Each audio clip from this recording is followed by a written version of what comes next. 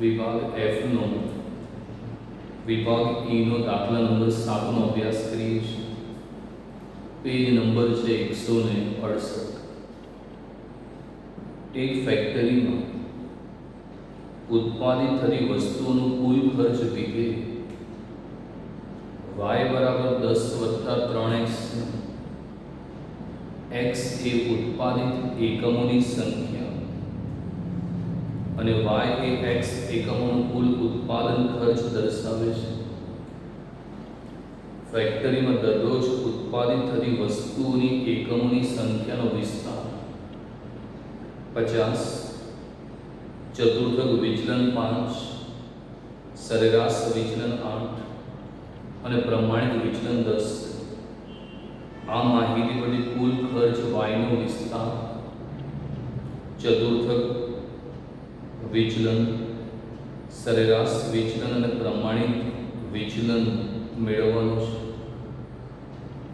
તો એક ફેક્ટરી જે ઉત્પાદન કરે છે એનો કુલ ખર્ચનો વીઘે y બરાબર 10 વત્તા 3x આપેલો છે અને ફેક્ટરીમાં જે દરરોજ ઉત્પાદિત થતી વસ્તુ છે એનો વિસ્તાર, ચતુર્થક વિચલન, સરેરાશ વિચલન અને પ્રમાણિત વિચલન આપેલા છે. આપણે શોધવાનું કુલ ખર્ચ y નો વિસ્તાર, ચતુર્થક વિચલન, સરેરાશ વિચલન અને પ્રમાણિત વિચલન. તો બહુ સરળ છે. તો ઉત્પાદિત થતી વસ્તુનું વિધેય y બરાબર 10 વત્તા 3x તમારી પાસે છે. હવે કુલ ખર્ચનો વિસ્તાર લાવવો છે તો ફક્ત જે સમીકરણ છે એમાં x ની તમારે કિંમત મૂકી દેવાની છે.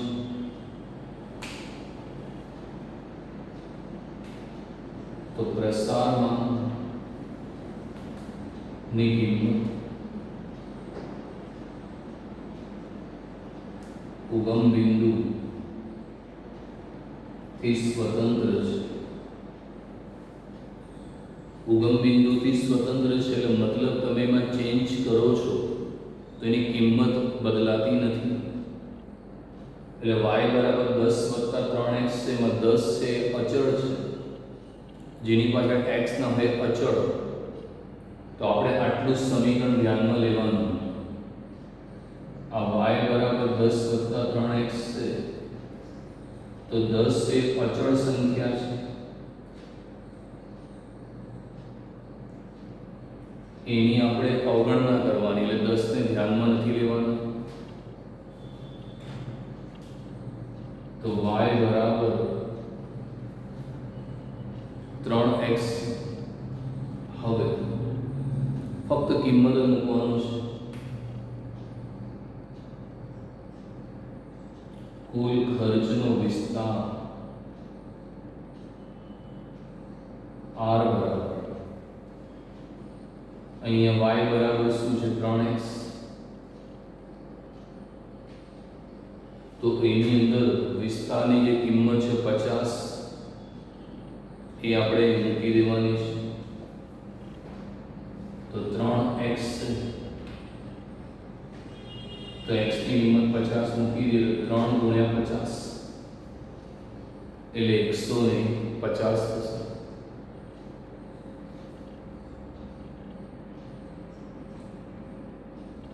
કુલ ખર્ચનો સરેરાશ વિચલન અને ઇંગ્લિશમાં MD મીન ડેવિએશન કહે છે. તો 3x એમાં સરેરાશ વિચલન છે એની કિંમત 8 મૂકી દીધી. તો 3 ગુણ્યા 8 24 થશે. ચતુર્થક વિચલન કુલ ખર્ચનું ચતુર્થક વિચલન QD કહે છે. 3x છે ચતુર્થક વિચલનની કિંમત 5 મૂકી દઈએ છીએ. તો 3 ગુણ્યા 5 15 મળશે. કુલ ખર્ચ નું પ્રમાણિક વિચલન S લઈએ છીએ તો અહીંયા પ્રમાણિક વિચલન છે 10, તો 3 ગુણ્યા 10 કરશું તો 30 તમને મળી જશે અને ઉત્પાદિત થતી વસ્તુઓ જે છે એ સંખ્યામાં છે.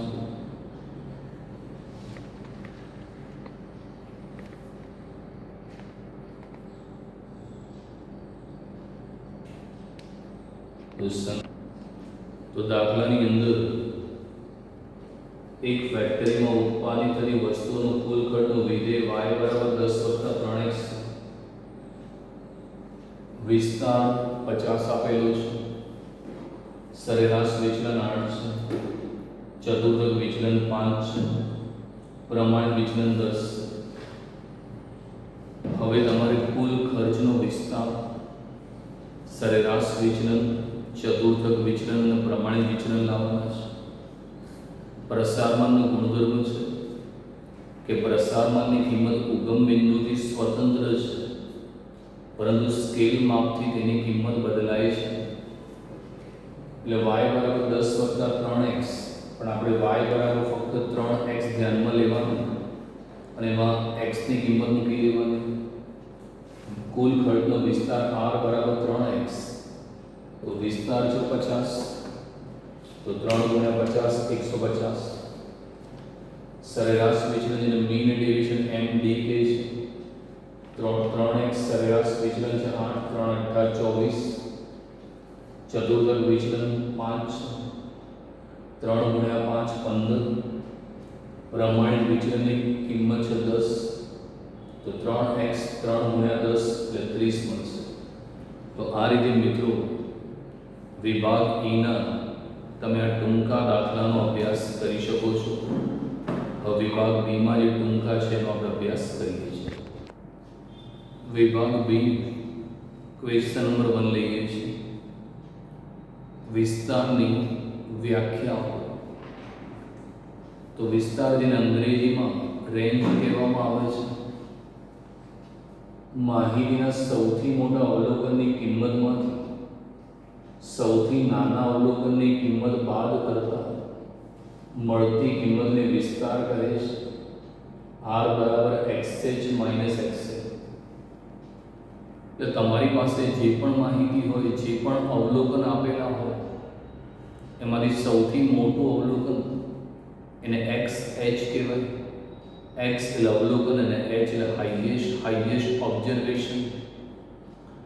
અને માહિતીમાં જે સૌથી નાનું અવલોકન છે, લોએસ્ટ અવલોકન, તો સૌથી મોટા અવલોકનમાંથી સૌથી નાનું અવલોકન આપણે બાદ કરીએ, ત્યારબાદ તફાવતની જે રકમ મળે એને વિસ્તાર કહેવામાં આવે છે. સંકેતમાં તેને r વડે દર્શાવાય છે, r બરાબર xh માઇનસ xl. ત્યારબાદ બીજો ક્વેશ્ચન, ચતુર્થક વિચલનની વ્યાખ્યા. તૃતીય ચતુર્થક અને પ્રથમ ચતુર્થક ના તફાવતને 2 વડે ભાગતા મળતી કિંમતને ચતુર્થક વિચલન કહે છે. QD બરાબર Q3 માઇનસ Q1/2. ચતુર્થક વિચલન જેને અંગ્રેજીમાં ક્વાર્ટાઇલ ડેવિએશન કહે છે. તો માહિતીનો તૃતીય ચતુર્થક Q3 અને માહિતીનો પ્રથમ ચતુર્થક Q1 છે. તો Q3 અને Q1 નો આપણે તફાવત કાઢીએ અને તફાવતને આપણે 2 વડે ભાગીએ, ત્યારબાદ જે પણ કિંમત મળે એને ચતુર્થક વિચલન કહે છે. એને સંકેતમાં QD વડે દર્શાવાય છે. QD નું સૂત્ર છે Q3 માઇનસ Q1 ભાગ્યા 2. ત્રીજો ક્વેશ્ચન છે, 2 કે તેથી વધુ સમૂહોના તેમના ચલનના સંદર્ભમાં સરખામણી કરવા માટે પ્રસારના કયા પ્રકારના માપનો ઉપયોગ થાય છે? તો જ્યારે તમને માહિતીમાં 2 કે તેથી વધુ પ્રકારના સમૂહ આપેલા હોય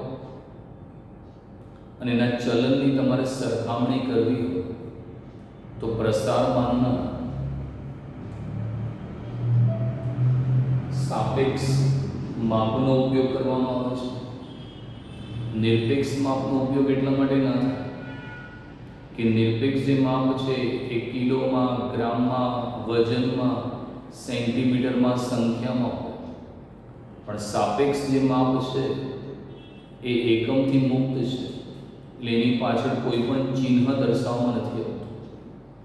એટલે જ્યારે બે કે તેથી વધુ સમૂહની સરખામણી તમારે કરવું હોય તો પ્રસારમાનના સાપેક્ષ માપનો ઉપયોગ કરવામાં આવે છે.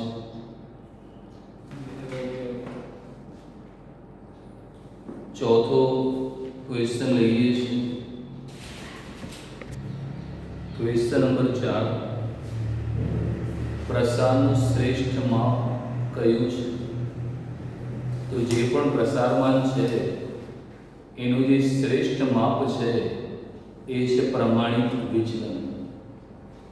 જે મધ્યવર્તી સ્થિતિમાન છે એનું આદર્શ માપ મધ્યક કહેવાય, એમ પ્રસારમાનનું શ્રેષ્ઠ માપ ચતુર્થક વિચલન, પ્રમાણિત વિચલન છે.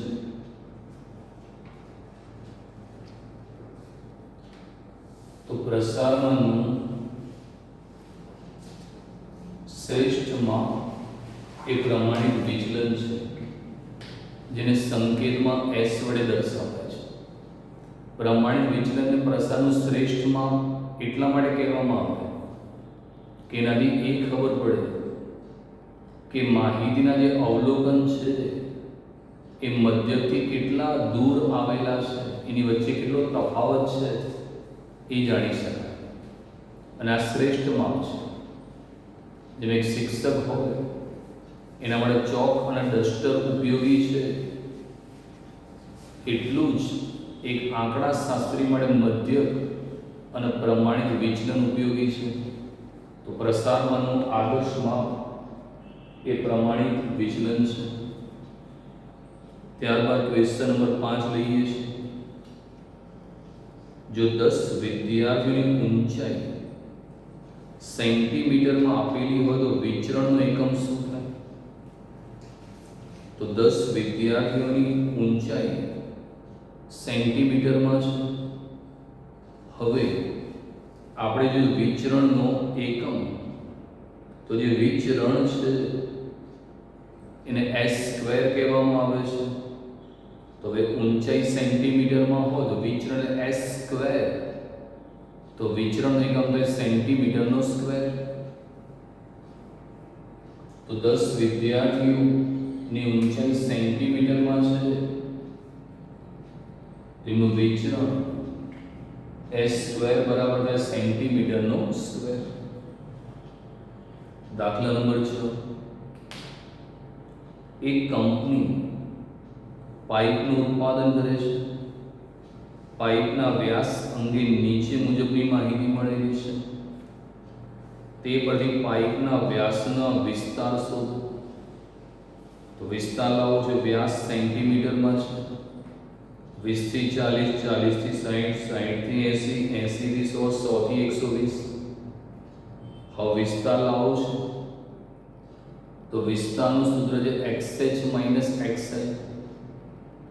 તો જો શરૂઆતનો જે વ્યાસ છે 20 થી 40, એટલે શરૂઆત 20 થી થાય છે, એટલે લોએસ્ટ 20, અને છેલ્લો વર્ગ પૂરો થાય 100 થી 120, તો હાઈએસ્ટ 120.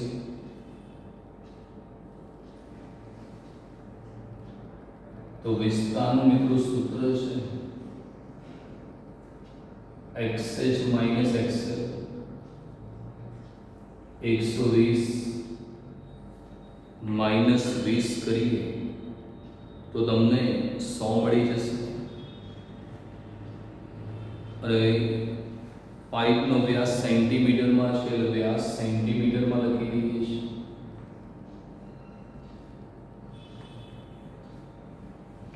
ત્યારબાદ ક્વેશ્ચન નંબર 7, એક આવૃત્તિ વિતરણ 25મો અને 75મો શતાંશક અનુક્રમે 72.18 અને 103.99 છે. ચતુર્થક વિચલન શોધવાનું છે. તો અહીંયા આપણે ચતુર્થક વિચલન શોધવું છે. તો સમજો, 25મો અને 75મો શતાંશ એટલે P25, જેનું બીજું નામ Q1 છે, અને 75મો શતાંશ એનું બીજું નામ P75 છે. તો 25મો શતાંશ એટલે 72.18 અને 75મો શતાંશ છે 103.99. હવે કહે છે કે ચતુર્થક વિચલન શોધો. તો લાવી દો ચતુર્થક વિચલન QD બરાબર Q3 માઇનસ Q1 ભાગ્યા 2, 103.99 માઇનસ 72.18 ભાગ્યા 2. તો 103.99 માંથી 72.18 બાદ કરીને એને 2 વડે આપણે ભાગી નાખીએ છીએ મિત્રો, તો મળશે 15.91. તો 25મો શતાંશ P25, એનું બીજું નામ Q1 છે 72.18. 75મો શતાંશ P75 Q3 103.99. ચતુર્થક વિચલન Q3 માઇનસ Q1 ભાગ્યા 15.91. Question number 8. એક સમૂહના 7 વિદ્યાર્થીઓએ 25 ગુણની કસોટીમાં મેળવેલા ગુણ અનુક્રમે 20, 20, 20 છે. તો તેમના ગુણનું પ્રમાણિત વિચલન શું થશે? તો 7 વિદ્યાર્થીઓ જે પરીક્ષા છે એમાં ગુણ મેળવ્યા છે બધાએ 20. તો તમામ લોકોના ગુણ સમાન છે 20. હવે કહે છે પ્રમાણિત વિચલન શું થશે?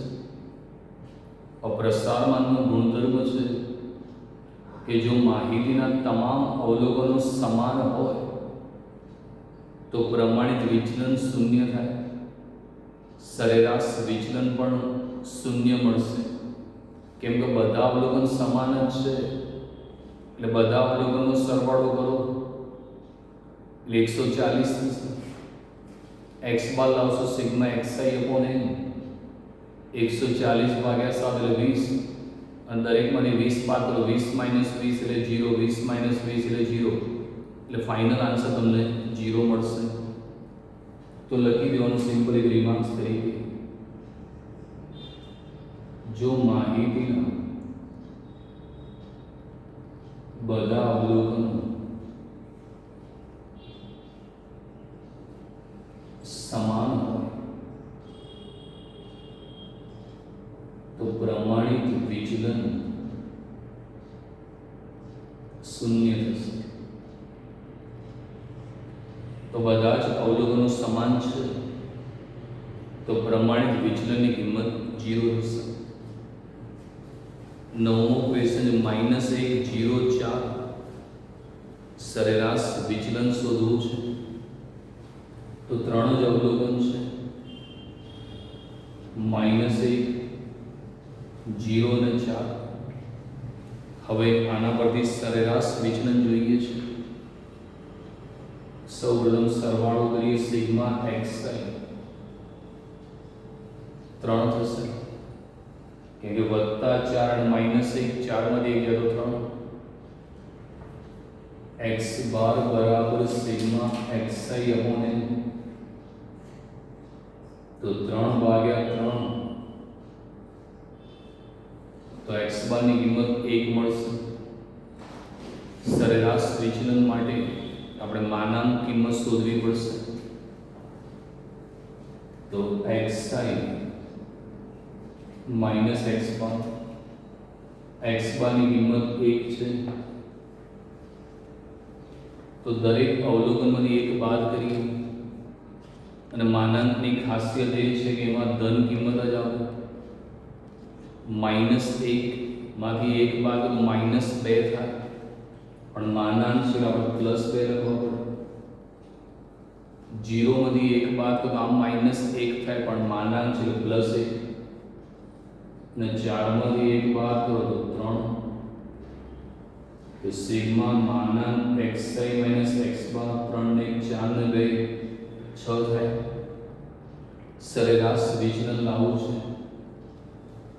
તો nd બરાબર સિગ્મા માનાંક xi માઇનસ x બાર કોને તો 6 ભાગ્યા 3 એટલે 2 થશે તો 3 અવલોકન -1 0 4 સરવાળો થયો 3 x बार बराबर सिग्मा xi अपॉन n 3 भाग्या 3 એટલે 1 માનાંક xi માઇનસ x બાર -1 માંથી 1 બાદ એટલે -2 પણ માનાંક એટલે +2 0 માંથી 1 બાદ એટલે 1 4 માંથી 1 એટલે 3 સરેરાશ વિચલન md બરાબર સિગ્મા માનાંક xi માઇનસ x બાર अपॉन n તો 6 ભાગ્યા 3 તો મળશે 2